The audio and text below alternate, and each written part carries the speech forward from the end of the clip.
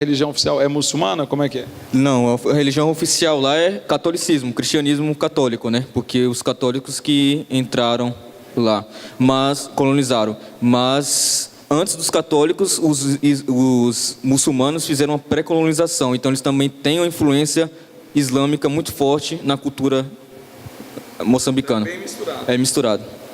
Tá bom. Então é um desafio para vocês lá, né? Estamos caminhando junto aí. Igreja, estenda as mãos para cá. Vamos abençoar a vida do Ítalo. O Daniel vai continuar ministrando. Se precisar, ele chama o Ítalo, igual aconteceu na primeira reunião aqui. Amém? E eles vão dar uma breve palavra de edificação. Depois nós vamos preparar nosso coração para a Santa Ceia dessa noite. Amém? Pai, nós queremos agradecer ao Senhor pela vida desses dois jovens que o Senhor trouxe para nós como um presente aqui no nosso culto missionário com a Santa Ceia hoje, entendendo o teu propósito sobre eles. Não foi por acaso que eles vieram a Rondônia, não foi por acaso que eles passaram aqui visitando algumas igrejas, e eu tenho certeza que esse é só o começo de um ministério frutífero, de um ministério próspero, que o Senhor vai derramar na vida deles, através dos pais, totalmente engajados em missões, e através, Pai, do Ítalo e do Daniel, que o Senhor continue abençoando eles de forma poderosa, não só em Moçambique, mas em todas as nações que eles passarem e forem enviados. Nós os abençoamos em nome de Jesus. Amém? Você pode dar um aplauso a Jesus Cristo, Ele é fiel. Agora é 20 e 24 até as 10 para as 5 para as 9, mais ou menos, tá? Uns 30 minutos.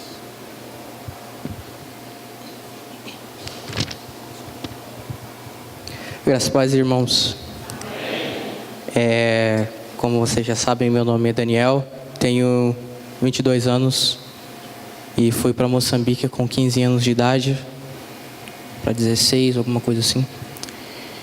E tenho estado lá em Moçambique. Primeiramente, gostaria de agradecer a Deus por essa oportunidade.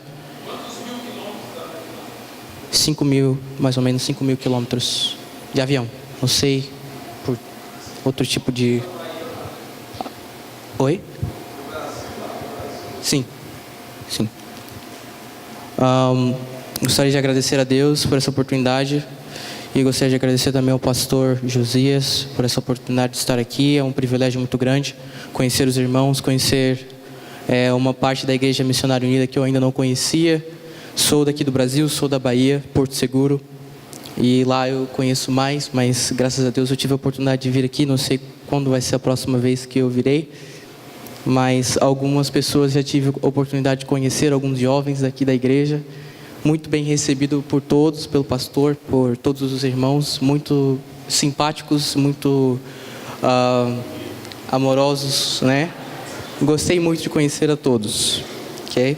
Gostaria de contar um pouco, compartilhar um pouco da minha história, como foi, falar um pouco sobre Moçambique também, onde fica, o que é, o que eles falam, o que eles comem, né? Tipo Globo Repórter. Então, né, Moçambique é um país que está no continente africano, certo? A África, como se sabe, é um continente e tem lá 50, às vezes 52, às vezes mais ou menos países, por causa da questão de guerras, né, que acontece lá, e às vezes um país se divide em dois e às vezes um país se divide em mais países, né? E essa dissolução exatamente por causa que a África ela foi partilhada pelos europeus, e os europeus eles partilharam da maneira que eles quiseram e juntaram várias tribos, e essas tribos às vezes não se davam muito bem, e isso acontece até hoje, né? Então temos lá Moçambique, que também é o mesmo caso. Como vocês podem ver aqui, temos os símbolos de Moçambique, temos a arma e a enxada, que tem a ver com a agricultura, e a arma tem a ver com a libertação de Moçambique, né, que eles tiveram que lutar contra os portugueses.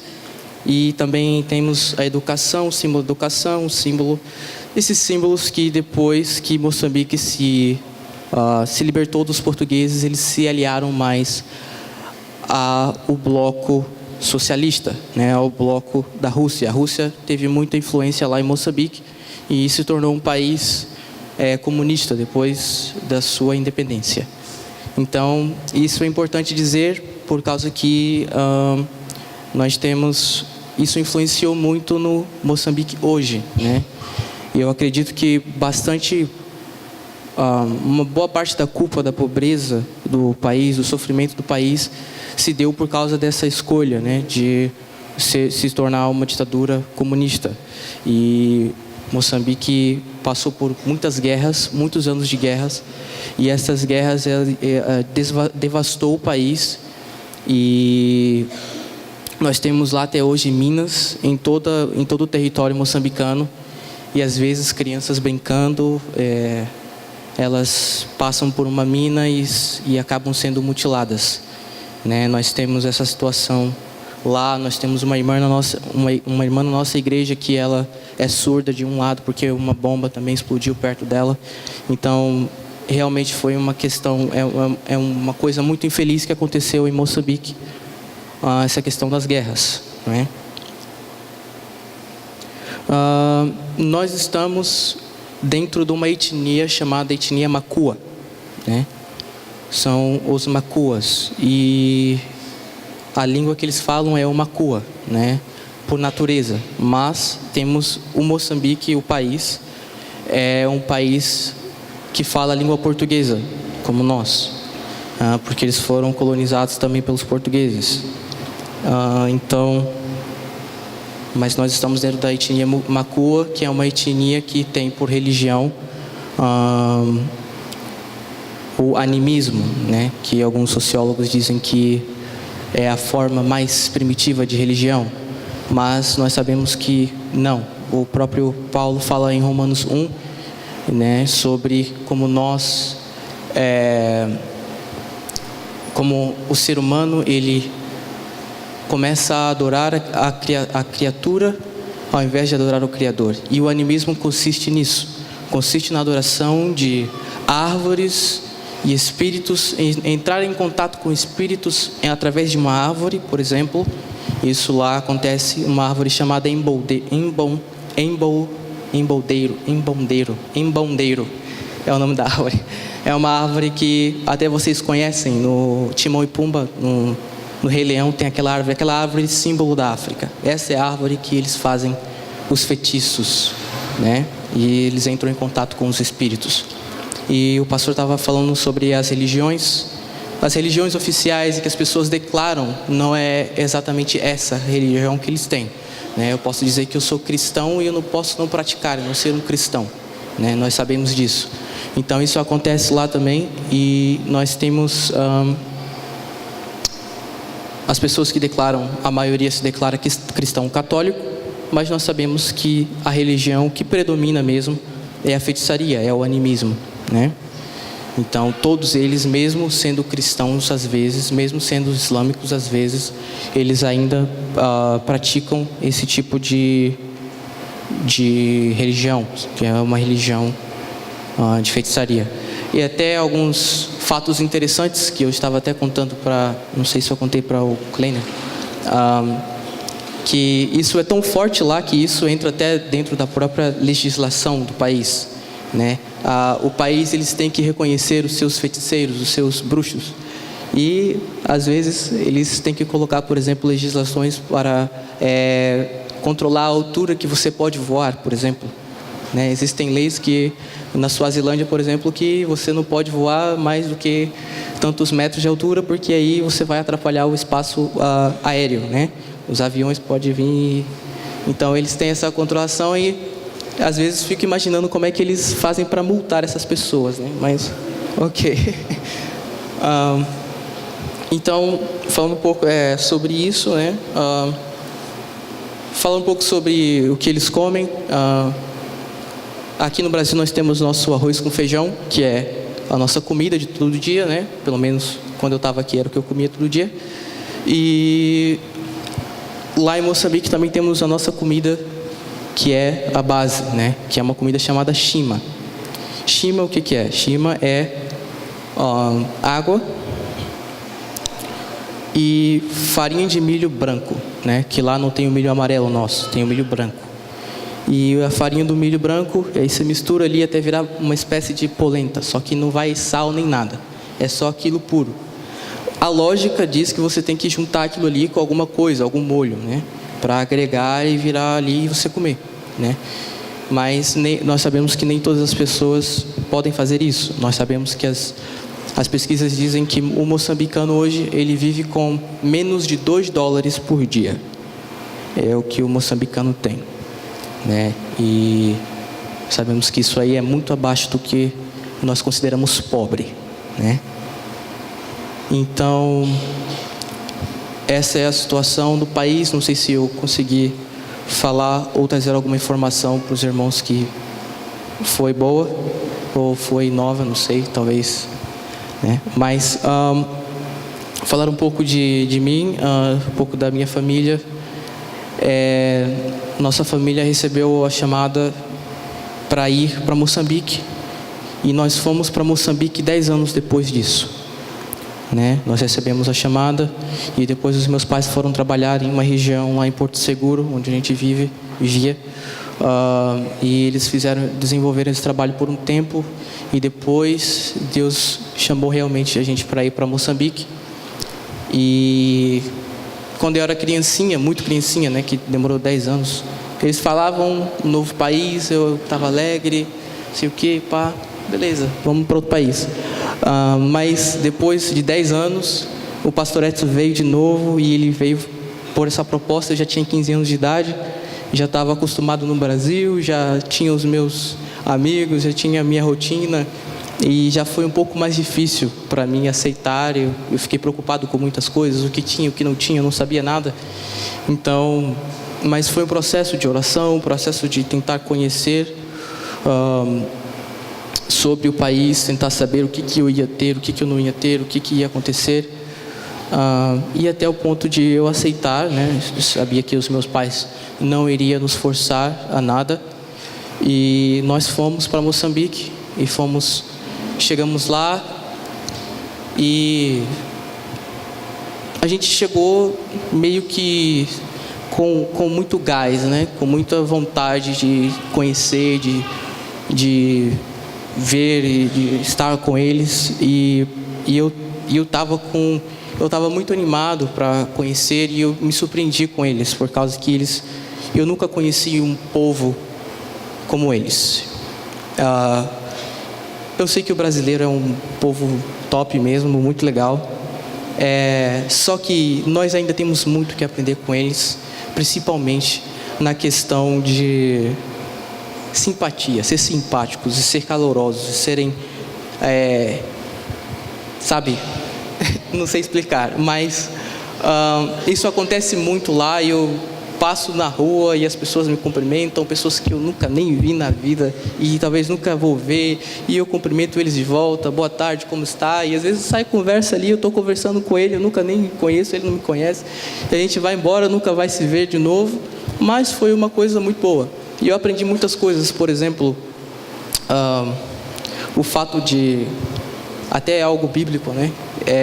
Se eu estou andando nessa direção e eu estou indo para algum destino, e eu encontro alguma pessoa que está indo na direção contrária, e nós nos encontramos, nós somos amigos, nós começamos a conversar ali na rua, e eu começo a andar, eu mudo meu destino e eu vou começar a andar com aquela pessoa até parte do caminho que ela vai. É assim que o moçambicano faz. Eu tenho que andar com aquela pessoa. Ou se eu for visitar você na sua casa, e depois ficar um tempo lá e eu sair, você tem que andar um pedaço comigo de volta.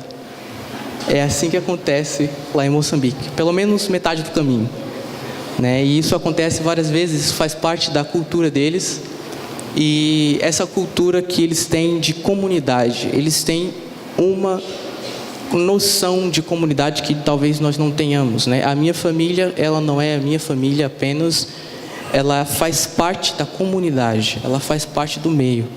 Então é assim que funciona lá em Moçambique. Muitas coisas são tratadas através da comunidade, muitas coisas são tratadas através. E hoje nós no Brasil, nós temos uma cultura individualista, né? Que eu sou a minha pessoa particular e eu não me intrometo com você, você vive sua vida, eu vivo minha vida. Lá é um pouco diferente nesse aspecto, e são coisas que eu cheguei e achei muito positivas, e eu gostei muito e aprendi bastante. Chegando lá... Oi? Casamento? Não casei, né? Mas eu falo, tô brincando. Então, lá o casamento é porque os meus pais, quando chegaram lá, eles começaram a trabalhar com famílias, porque eles foram lá para trabalhar com as famílias. Nós tínhamos uma igreja já, com a Ruth e a Neia, tinham começado a igreja, mas havia essa necessidade de ter uma família para mostrar o exemplo de uma família. Por que precisava de mostrar um exemplo de uma família cristã, uma família de Deus? Porque lá o conceito de família é completamente diferente do nosso. O conceito de fidelidade entre o marido e a mulher não existe. Eu não tenho que ser fiel à minha esposa e a esposa não tem que ser fiel ao marido. Não é obrigatório. Lá talvez uma pessoa que foi traída não é algo tão chocante na sociedade, não é algo tão que coisão. Lá nós temos a questão dos casamentos em que o homem tem várias esposas, e nós temos também as mulheres que têm vários maridos também, né? Ou que tem um marido fixo, mas tem vários outros parceiros. Nós tínhamos até um irmão da nossa igreja que ele foi transformado, ele foi um testemunho muito grande. Era o irmão Manuel. Ele morreu de AIDS na nossa igreja. Ele chegou lá e ele tinha a esposa dele da nossa igreja, mas ele tinha quantas outras esposas? Eu acho que pelo menos duas, né? 2 outras mulheres, 2 outras famílias. Ele tinha uma filha, tinha que trabalhar e sustentar todas essas mulheres, né? E ele foi uma pessoa que foi transformada, graças a Deus. Um irmão que ele começou, meus pais trataram muito nisso com eles, nessa questão de fidelidade, de ter apenas um parceiro, de ter apenas uma esposa e tal. E foram meses de lutas e tal, e até que ele se tornou um irmão que foi exemplar. E até o projeto que nós temos agora de trabalhar com os órfãos, numa localidade lá, esse terreno foi doado por ele, né? E temos também esses órfãos também é por causa da AIDS, né? São pessoas vítimas da AIDS, e a família, os pais morrem e deixam crianças órfãos, né? E nós temos lá em Moçambique um percentual de 70% para mais de pessoas contaminadas com AIDS, por causa dessa questão aí da infidelidade, e por causa também de outras coisas. Por exemplo, o rito de iniciação, o rito de passagem, quando o jovem ele deixa de ser menino e é considerado homem, ele tem que passar por um rito dentro da comunidade, e esse rito inclui cortar-se, né? Eles têm que fazer cortes. Às vezes algumas culturas lá só fazem cortes no corpo, e outros eles têm que fazer circuncisão também, e usa a mesma navalha para todo mundo, e aí às vezes se contamina todo mundo, né?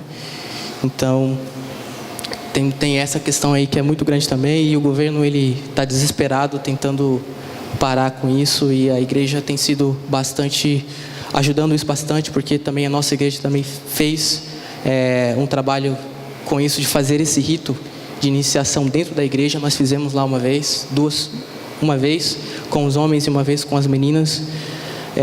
Então nós fizemos esse trabalho lá.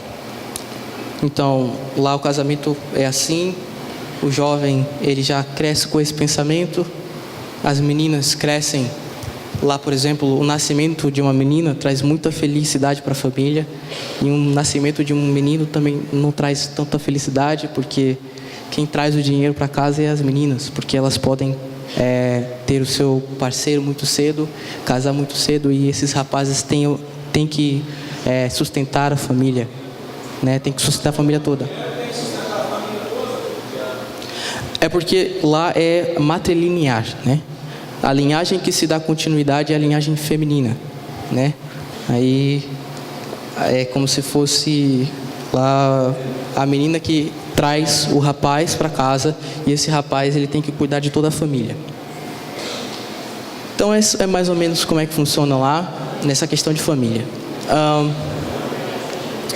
Agora, na questão de saúde, Por exemplo, falando para nós, né? Nós temos várias barreiras culturais, como essa que eu acabei de falar. Isso é uma barreira cultural, né? Eu não compartilho essa mesma cultura com eles. Então, tem uma barreira aí, né? Então, há essa barreira também da saúde. Eu estou acostumado com a saúde aqui, com as doenças daqui. E quando eu chego lá, às vezes, quando nós chegamos lá, quando qualquer pessoa chega lá, às vezes do nada vai acontecer algo, de você ter uma doença que você nunca teve, ou de você ter uma doença do nada, ou de você se sentir mal do nada, de você ter uma diarreia, alguma coisa assim. Com todos os cuidados que você tem de higiene, mesmo assim vai acontecer, né? Então nós chegamos lá, tivemos problemas de saúde, né? Meu irmão, ele quase morreu de cólera quando nós chegamos lá, logo de cara, né? E depois teve 2 malárias, né? 2. Quantas malárias você teve? 2 malárias. Minha mãe teve uma malária, meu pai teve uma malária. Eu nunca tive malária, nem tive nada grave, graças a Deus. Por causa que, não sei se é por causa disso, né? Mas eu sou bem aventureiro. Gosto de sair mesmo, comer lá com eles no chão, coisa da rua, como mesmo. E assim, eu acho que isso fortalece o meu corpo, né? Não sei, ou talvez seja Deus mesmo, só. E agora, nesse momento, eu gostaria de falar também um pouco sobre o que eu faço lá, né? O que eu estou fazendo lá em Moçambique. E meu irmão também, meus pais. Como eu já falei, meus pais trabalham com a igreja, estão na direção da igreja. Meu pai é o pastor da igreja e a minha mãe trabalha com as mulheres. Eles dois trabalham com as famílias, fazem um trabalho com as famílias, o que também é muito trabalhoso, exatamente pela essa questão da cultura que eu falei. Sim, eu vou falar. E eu agora, recentemente, fiquei em cargo dos jovens da igreja e tem sido uma experiência muito boa para mim. Eu já estudo bastante tempo a Bíblia, a teologia, nasci num lar cristão, tenho bastante conhecimento, tenho algo para dar para eles. Recentemente nós fizemos um estudo lá sobre Colossenses e foi muito interessante porque Colossenses ele tem muito a ensinar para o moçambicano na questão exatamente fazendo uma ligação com a cultura, né? Nós falamos um pouco sobre legalismo, asceticismo, falamos sobre essas questões aí que tem bastante ligação com a cultura deles. E eu acho que tem resultado bastante, os jovens têm gostado, as famílias também. Lá na nossa igreja tem bastante jovens, né? Exatamente por causa que Moçambique é um país muito jovem, por causa da taxa de mortalidade. Lá as pessoas têm morrido com 40 anos de idade. E isso causa, né, uma sociedade mais jovem, um país mais jovem, de pessoas mais jovens. Então vai ser assim mesmo uma igreja que está cheia de jovens. Os nossos velhos tínhamos, mas eles vão morrendo com o tempo. Já é velho, já.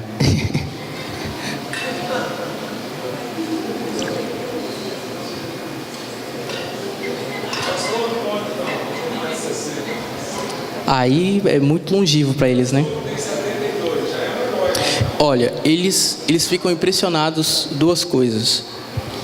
A idade dos meus pais, que tem também por volta dos... Meu pai vai fazer 50 anos, minha mãe vai fazer 40 e tantos, não sei exatamente. Mas é nessa faixa aí, eles se impressionam pela idade e a conservação que eles têm. E mais também pelo fato de ter 2 filhos da nossa idade, né? Também eles ficam impressionados. E por causa de estar juntos tanto tempo, né? Eles falam, nossa, vocês estão juntos há 25, 26 anos, nossa. É porque lá, exatamente essa questão, o casamento lá dura muito pouco. Mas é isso. Tive também algumas vezes falando, fui um dos líderes dos jovens, dos filhos de missionários, né? É algo que nós fazemos lá para manter os filhos de missionários com uma palavra que possa servir para eles, porque muitas vezes eles ficam na igreja lá com o povo ouvindo uma mensagem que sempre, né, talvez não seja ainda uma papinha para eles, e aí lá lá no Jovens, junto com a gente leva o arroz com feijão para eles, né? E tem sido também muito bom. Não estou mais participando, mas não tem causa. Mas foi algo que, uma das coisas que eu participei e eu gostei muito, né? E eu sinto, né, esse chamado de Deus. E às vezes até posso falar uma coisa para os irmãos que estão esperando talvez um chamado missionário, né? E ficam na espera de que talvez você tenha colocado Deus dentro de uma caixinha, esperando que Ele vá falar, Ele vai te chamar para o ministério missionário de alguma certa forma que você propôs. Mas não é assim que funciona. Às vezes Deus vai chamar você de uma forma que, talvez como Ele me chamou. Ele não me chamou através de nenhuma visão, Ele não falou nada no meu coração. Eu comecei a me preparar para falar para as pessoas, para ajudar as pessoas, de uma forma que eu nem consigo explicar, eu nem consigo dizer exatamente como que isso aconteceu, eu nem consigo dizer exatamente quando começou, né? Mas que isso aconteceu, e eu senti que Deus, Ele tem me capacitado, tem me chamado para estar com as missões, para participar das missões, e é algo que eu realmente gosto de fazer. E se ainda for tempo, eu gostaria de deixar uma palavra rapidamente das Escrituras, né? Oi? Ainda tem tempo?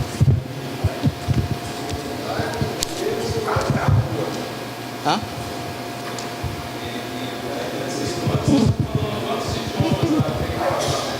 Quantos idiomas? Eu falo português e inglês só. E o Makua muito pouco, né? Porque é bem difícil. É bem difícil. Mas só isso. Sim, consegue. Você com o inglês você vai em qualquer lugar, você fala.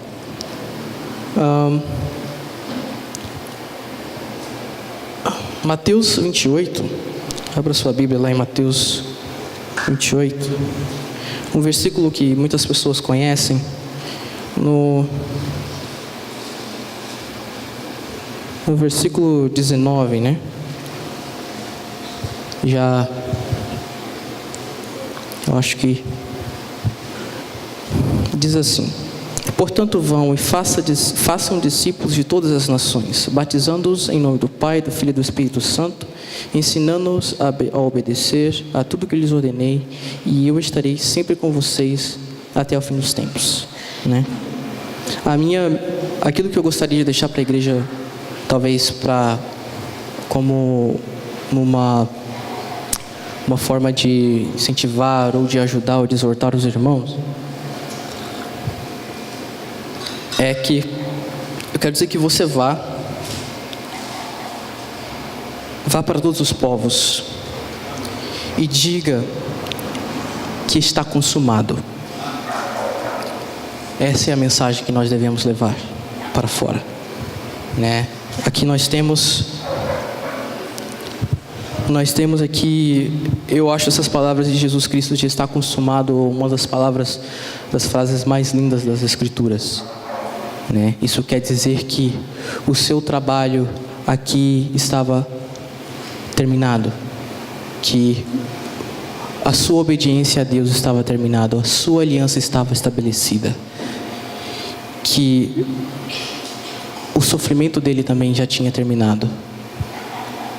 Mas nesse exato momento em que tudo já tinha terminado, era aí que começava o trabalho das missões.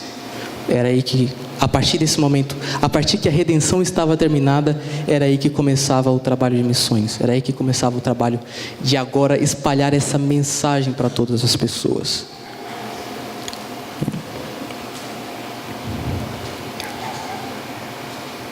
E aí nós temos que aqui a natureza das missões, né? Nós temos que observar que, né, às vezes não vai ter tanto esse, eu acredito mais num chamado geral para todas as pessoas, muito mais do que um chamado específico, né? Por causa que ele fala, que Jesus fala vá, ele fala portanto vão, portanto vá. né?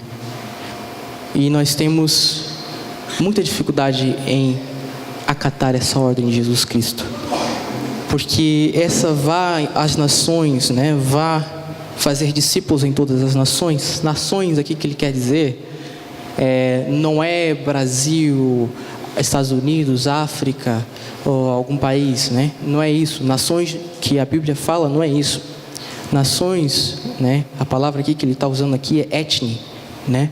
Que nós temos essa palavra em português, etnias. Está falando de etnias, está falando dos moabitas, está falando dos macuas, está falando dos zulus, né? E hoje no mundo nós temos mais de 13 mil etnias, né? E nós temos 6 mil, por volta de 6 mil ainda que não foram alcançadas. E é para essas pessoas que nós devemos ir. O ir de Deus, o vão é para essas pessoas, é para essas etnias, né? São esses povos diferentes, né? E transformá-los, né? Para ser como Jesus Cristo, né? Fazer discípulos é ser como Jesus Cristo, né? Então é isso que consiste as missões, é fazer discípulos, transformar pessoas em pessoas como Cristo, né? Nós temos essas etnias, essas pessoas como bem distantes da imagem de Jesus Cristo às vezes, e nós devemos chegar a esses lugares. E aí nós começamos a questionar, né? Mas e o meu emprego? E a minha casa? E a minha família? Né? Não é você, eu vou falar para com muito respeito para as pessoas que têm família, não é você que cuida da sua família. Não é, você é o provedor da sua casa, mas não é você que cuida da sua família, né? Nós tivemos esse momento, por exemplo, quando nós chegamos em Moçambique, meu irmão estava para morrer, né? E é nesse momento que nós vemos que não é o meu pai ou minha mãe que pode cuidar dele. Não é você que cuida, é Deus, né? E se Deus não cuidar, você não vai poder fazer nada. O que eles poderiam fazer pelo meu irmão? Eles não poderiam fazer nada, né? Mas Deus pode. Então, se Deus cuida de você aqui no Brasil, Deus vai cuidar de você quando você for ser um missionário em outro país. Então, não tenha nenhum receio em levar os seus filhos, levar a sua família, né? E nós precisamos muito disso. Lá em Moçambique temos muito poucas famílias. Temos mais jovens solteiros ou pessoas, né, que vão por si só. E isso não deve acontecer. Nós precisamos de pessoas de coragem que façam esse trabalho, né, que possam sair. E eu creio que nessa igreja tem pessoas que sairão daqui e vão fazer missões, né? Famílias, né? Eu sei que naturalmente os jovens vão fazer essas coisas, porque os jovens são selvagens, né? Mas eu creio que famílias sairão daqui, né? Dessa igreja. E essa é a visão, né? Talvez a visão missionária, né? Eu falei sobre a natureza, que é ir fazer discípulos. Falei sobre a visão, que é ir fazer em outras nações, né? Essa é a visão. A visão é nações. E a autoridade agora, né? Jesus fala que toda a autoridade foi me dada nos céus e na terra para que vão. E aí depois ele fala: vão e façam discípulos. Ou seja, ele está passando aquela autoridade que foi dada. E ele falou que foi toda a autoridade. Não foi só um pouco, foi toda a autoridade. Então, nós chegamos em outro país. E nós chegamos em outra cultura, com pessoas que pensam diferente, têm uma cultura diferente. E têm uma visão. Nós escutamos eles falar sobre como eles enxergam Deus, como eles enxergam a religião e tudo mais. E nós temos que chegar para essas pessoas e dizer que existe uma ou duas coisas que está errado com a visão deles de Deus. Imagina com que autoridade nós fazemos isso?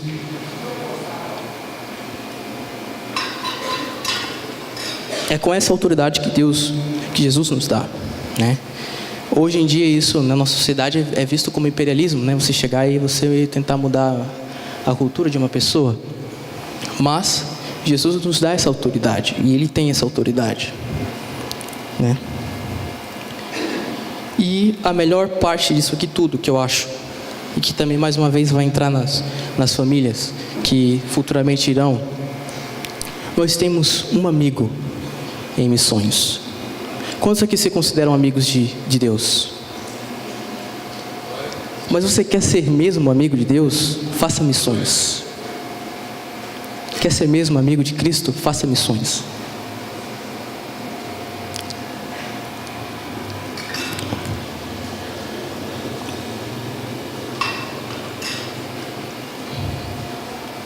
Porque Ele fala assim: e eis que estarei convosco até o fim dos tempos. Ele está falando isso para aqueles que... Para você? Sim. Mas tem também aqui o contexto das missões incluído. E Ele fala que Ele estará contigo. Aonde você for, Ele vai estar lá. E eu senti isso muitas vezes lá em Moçambique. Momentos de estresse, com algum problema como de saúde, às vezes alguma crise. Nós por vezes temos ameaças de guerras lá em Moçambique, e isso estressa. Mas temos sempre o nosso amigo, Jesus Cristo, e esse, né, a gente pode confiar, né? Eu posso citar também uma das pessoas que me inspira muito. Era um missionário, se não me engano, americano, e ele era do século 20 e ele se chamava John Patton. Não sei se vocês já ouviram falar. Ele foi ser missionário em uma ilha de canibais.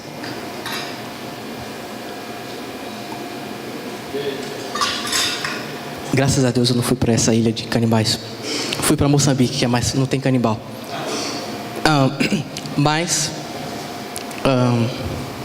Ele foi para essa ilha de canibais e ele chegou lá com um outro missionário.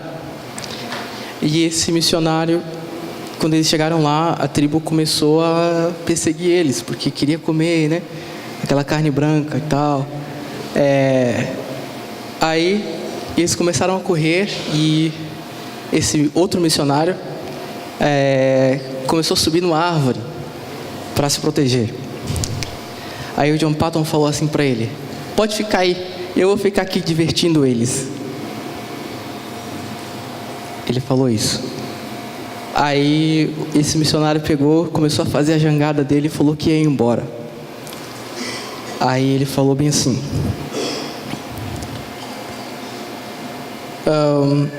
aí ele falou que pode ir embora. Eu vou ficar aqui, Deus vai me proteger. Mas você que está saindo, talvez não vai acontecer a mesma coisa. Talvez eu tenho medo, eu tenho receio daquilo que Deus pode fazer com você quando você ir embora, né? E talvez é o mesmo pensamento que eu tenho quando eu estou fazendo lá, quando eu estou lá. É o pensamento de eu estou aqui, eu tenho meu amigo Jesus Cristo, é nele que eu confio, e eu não preciso querer ir embora, que eu tenho que ficar aqui, né? E é também uma das músicas que eu e meu irmão a gente mais gosta, né? A gente gosta bastante das músicas antigas da igreja, e essa música é a música que a gente mais gosta, que é Quão Bondoso Amigo é Cristo, né? Essa é a música que a gente gosta bastante. E é esse amigo que tem nos protegido lá na África, e é onde qualquer lugar que a gente vai. E aos irmãos aqui que tem chamado missionário também, esses também são protegidos por Cristo. E os outros que não são, também são protegidos, mas né? Ok, essa é a palavra que talvez eu senti de Deus para trazer para os irmãos, né? falei um pouco sobre como é que é a minha vida lá. Talvez você tenha alguma pergunta depois. Vamos conversar aí depois do culto. E eu espero que o Senhor tenha falado com você. E não sei se o pastor quer... se o senhor gostaria de chamar as pessoas que têm... Isso. Quem pode chamar. Se alguém sente o chamado missionário,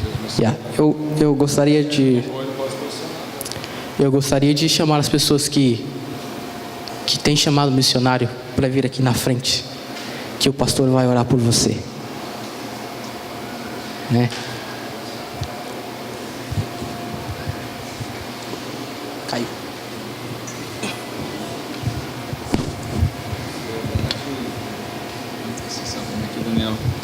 Na verdade, vamos nos colocar de pé em nome de Jesus.